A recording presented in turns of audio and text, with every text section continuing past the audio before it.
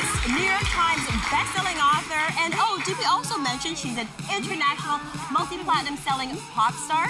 Please welcome the one and only Demi Lovato!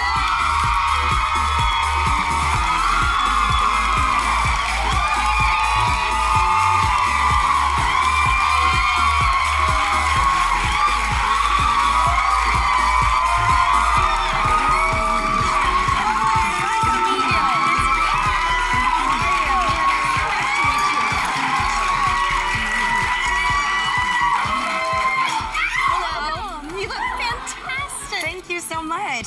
I'm glad I got the memo of the color. Amazing. When you walked out, I thought that. I thought, oh, perfect. Our audience coordinator was inundated with requests to come to the social today because, like, there are so many people who want to see you. They're out here in the audience. Thank you. We're so glad to have you here, and I'm really having some hair envy right now because I've always wanted to do this. Although I'm 40, I'm not young and That's cute why I did it like now. you. That's why I did it now, because I'm like, I don't want to have to grow this out when I'm older. And like, I've been like really, really obnoxious with all of my hair colors. No. But it's like, I know that if I do it now, I won't look back and be like, oh, I wish I would have done that. Oh, no, I wish we could have done it. It just wasn't, when we were younger, it wasn't the thing. And I'm so jealous. I would love to have blue hair. Who says it needs to be the thing? Yeah, well, that's true. That's a very good point. We were talking about that yesterday. How to have confidence with your look, and you're great about that. Thank you. You look amazing. You're great on crime shows. Thank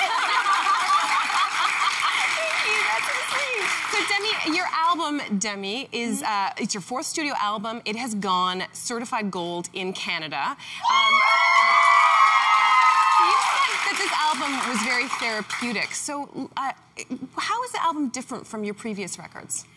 Well, as time goes on, as a person, you grow and you experience new things. And you know, when you write music and you move on to another album, you start to write about the things that you experienced within the amount of time, or even things that you just didn't talk about on the previous album. So there's definitely topics that I haven't spoken about that I've written about on this album, and also just it's just growth as an artist and just trying to define what my sound is.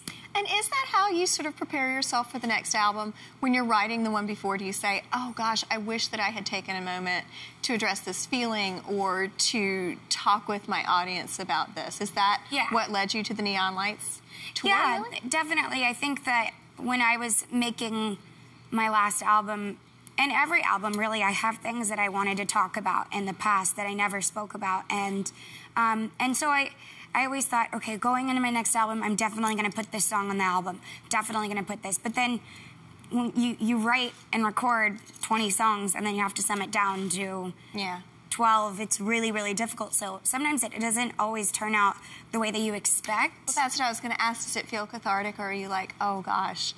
Well, sometimes, you know, of course, I'm like, darn it, I wish I would have released this song. Because there's a few of those, definitely. But then I'm really, really glad that I got to release the other songs that are on the album. So that's a plus. You're in town because of your Neon Lights tour. It's a fun game. It's a fun game, right? It's like, cue the audience. I have to ask you, what can they expect that they're not going to see at other shows?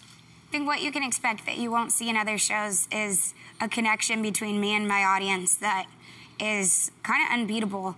I have a really, really tight bond with my fans, and when I see them at my shows and I meet them backstage and they tell me I've been through some of the same things that you've been through, whether it's mental illness or if it's being bullied or having an eating disorder, or any of the things that, you know, I've struggled with in the past, they can relate, and I can give them an example of, okay, this is what I did. I'm in no place to give advice because I still deal with it. You know, it's not fixed. You don't go into a car shop and you're fixed, but this is how I got through it. And like, my message is to inspire other people, and not only the young people in the audience, but the parents that are there, saying, and I've even said it several times, like, this isn't just for the teenagers. Like, parents, if you're out there, get your kids help. Yeah.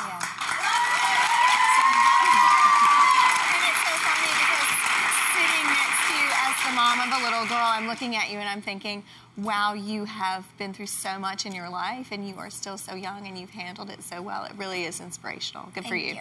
Thanks. Good for you. So, when we think about, you know, pop stars going on tour, there's like a lot of, I think, ideas that we have in our mind about, you know, alcohol and drugs and all these things. And you're obviously on the other, you know, way far away from that idea. So how do you maintain a clean lifestyle in this business, being surrounded by so much of that kind of energy? Mm-hmm. Well, I went to rehab, so there's that. You know, I'm not really going to go down that road again.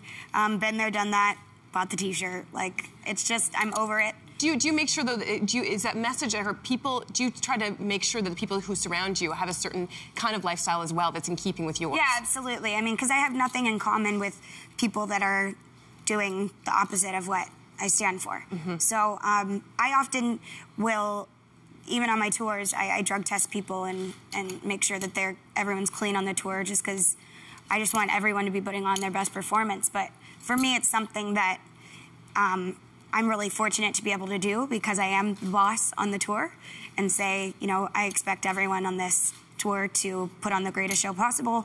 That means staying straight. And if you want to have a beer on your day off, whatever, but not day of show, no narcotics, you know, is what it is. And then speaking of the tour, your ex-boyfriend's brother, Nick Jonas, is the creative director of the tour. So how much input does he have on the show? Yeah, Nick actually really, really helped this whole tour come together the way that it did. I think 90% of what it was, what the tour is because of him. He has this incredible sense of music and creativity where when you put it all together, you're able to, it's kind of like, I gave him ideas and I told him what I wanted, and he was like, okay, here's my ideas too. And I was like, well, why don't you just do the tour? And he was like, okay, let's do it. And then we had so much fun. And what you see on stage is a representation of how great of a creative director he can be. And yet you've known each other through childhood. Yeah. Now you're colleagues working together. How has your dynamic changed? Can you still tease each other? Do you still, for sure. I call him out on stuff all the time, and he'll call me out on stuff. But it's really, I've known the Jonas Brothers since I was 14. So, you know, through the whole Camp Rock stuff, and then after we've all gone our separate routes, you know. We're not the same 14-year-olds that we used to be, and well, I guess 2 of them are older, but no, it's great to see Kevin with a kid and a beautiful, beautiful baby, and Joe with Blonda, and Nick with his new girlfriend. So I'm really happy for all of them.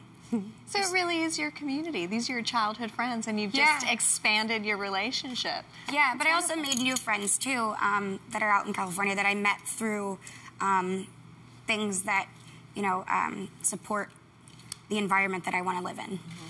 Oh, that's nice. And I love the fact that, you know, I have a 9-year-old daughter who's a huge fan, and like you said, you also speak to the parents and open up the dialogue. And as a Renaissance woman, you're also a best-selling author, and you published a book, Staying Strong 365 Days a Year. Why was it important for you to release a book like this?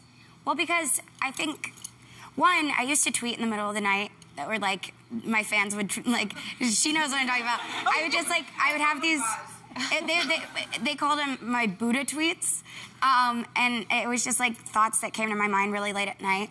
I also knew of a lot of really incredible quotes from people all the way from Lil Wayne and Tupac to Aristotle and Einstein, all these people that, you know, all these quotes that inspired me. And I also was doing meditations out of a daily reflection book, you know, kind of looking forward throughout the day and setting an intention.